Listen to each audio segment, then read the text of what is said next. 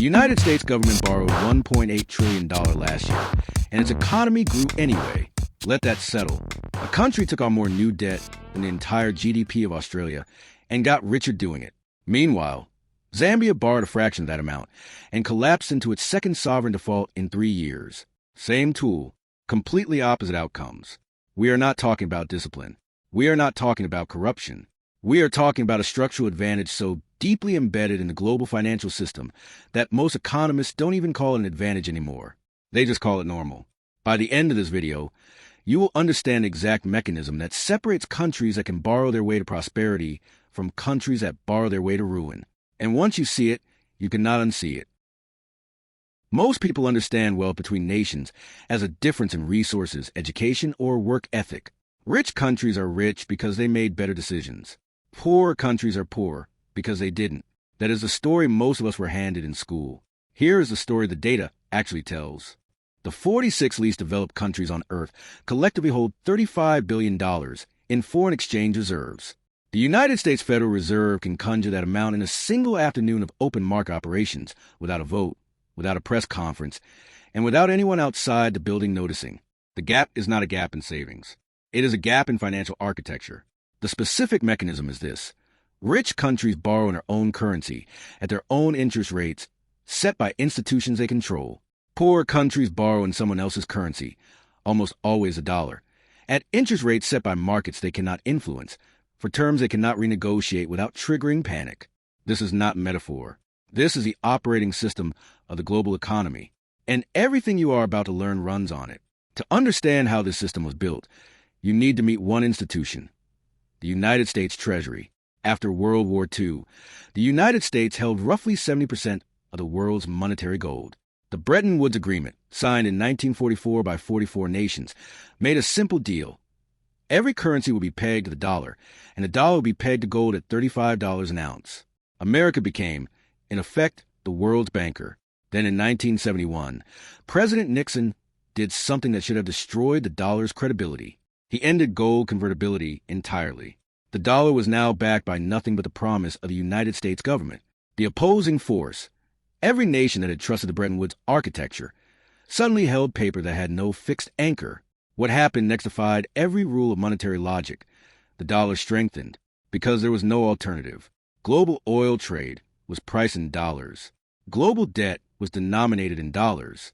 The shipping contracts, the commodity markets, the IMF loan terms, all dollars. By 2023, 88% of all foreign exchange transactions involve the U.S. dollar on at least one side. The dollar's share of global reserves sits at 58%, despite the U.S. representing just 25% of world GDP. The United States didn't just win the financial game. It wrote the rules while the game was being played. Here's a number that rarely appears in mainstream financial coverage. The Exorbitant Privilege, a term coined by French Finance Minister Valéry Giscard d'Estaing in 1965, saves the United States an estimated $100 billion per year in borrowing costs. That is money that simply does not exist as a burden for American taxpayers. Every other country in the world is, in a small but compounding way, subsidizing American debt. Poor countries pay more to borrow. That's the headline. African nations pay interest rates 4 to 8 percentage points higher than the United States for the same credit rating. The IMF published data in 2023 showing that sub-Saharan African governments are now spending more on debt interest than on health care. That is the version of this story you see on the news. But the interest rate differential is only the beginning. The deeper trap is currency mismatch. When Ghana or Sri Lanka borrows in dollars, every fluctuation in the exchange rate changes the real cost of their debt without any decision being made. Between 2020 and 2022, the U.S. dollar strengthened by 15% against a basket of emerging market currencies. In that same period, dollar-denominated debt burdens across the developing world increased by the equivalent of $1.4 trillion. No new loans, no new spending, just the exchange rate moving. This is not a developing world problem. It is a system design problem. The IMF's own research, published in 2022, found that for every 10% dollar appreciation, economic output in emerging markets falls by an average of 1.9% over the following 3 years. The dollar is a circulatory system of the global economy, and when it contracts, the extremities, the poorest nations, feel it first and longest. If you live in a rich country, you are on the winning side of this architecture without having chosen it. Your pension fund holds U.S. treasuries that benefit from artificially suppressed interest rates. Your government can run deficits that would trigger a crisis anywhere else. And if you live in a poor country, the reverse is true. Your government is paying a premium for the privilege of accessing a system that was designed before your independence. You've been watching a story about debt, about borrowing costs and exchange rates, and the dollar's dominance. But this story was never about debt. It was always about trust, and who gets to manufacture it. Here's the reframe. Rich countries do not borrow cheaply because they are wealthy.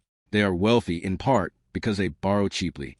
The causation runs both directions, and the developing world is trapped on the wrong side of the loop. Consider this. Japan has a government debt-to-GDP ratio of 263%, the highest of any major economy on Earth. By every textbook definition, Japan should be in fiscal crisis. Instead, it borrows at near-zero interest rates, in yen, from Japanese institutions. No IMF conditions, no currency crisis, because Japan controls its own monetary system and its debt is held domestically. Compare that to Argentina, which has restructured its sovereign debt 9 times since independence. Not because Argentina is uniquely incompetent, but because it borrowed in dollars it could not print, from creditors who could demand repayment in a currency that was not its own. The twist is this. The thing we call fiscal responsibility looks completely different depending on which side of the dollar system you were born on. For the United States, responsible governance means running whatever deficit the economy requires and letting the Federal Reserve manage the consequences. For Zambia, responsible governance means cutting hospitals and schools because a bond market in New York changed its mind about emerging market risk. Same word, entirely different reality. We began with a $1.8 trillion American deficit that made the economy grow. That number has a counterpart. In 2023, the 54 countries of Africa paid $163 billion in external debt service, more than they receive in foreign aid and foreign direct investment combined. They were net exporters of capital to the richest financial markets in the world, in a year when 600 million of their citizens had no access to electricity. The machinery is not broken.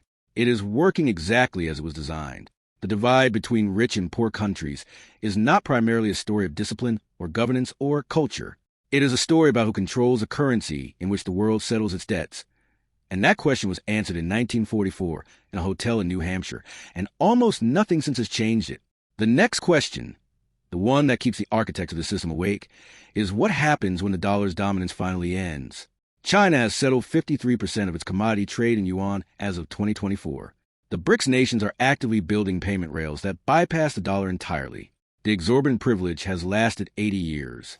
Its replacement will not be peaceful.